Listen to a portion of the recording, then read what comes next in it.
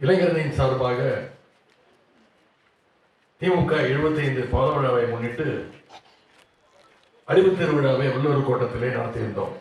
அப்பொழுது ஆசிரியர் ஐயா அவர்கள் வெளிநாட்டில் இருந்தார், சுற்றுப்பயணம். அவர் சென்னை வந்ததுக்கு பிறகு அவரை உடனடியாக சந்திக்க வேண்டும்.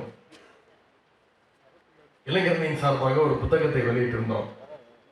காலத்தின் நிறம் கருப்பு சிவப்பு என்ற புத்தகத்தை அது ஐயாவிடத்தில் கொடுத்து விட்டு அவருடைய வாழ்த்துக்களை பெறுவதற்காக நானும் இளைஞரணி சகோதரர்களும் வருகை தந்திருந்தோம். அதற்கு முன்பு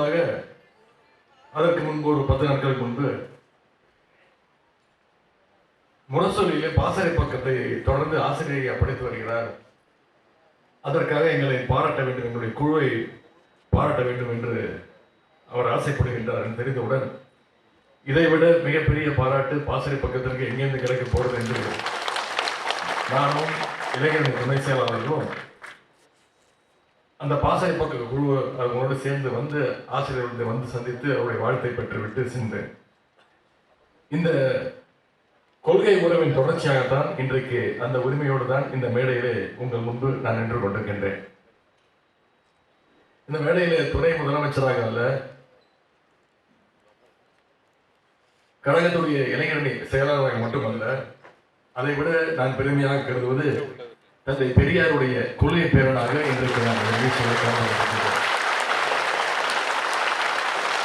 திராவிடர் கழகம் என்பது திராவிட முன்னேற்ற கழகத்துடைய தாய் வீடு என்று கலைஞர் அவர்கள் அடிக்கடி குறிப்பிட்டு சொல்வார்.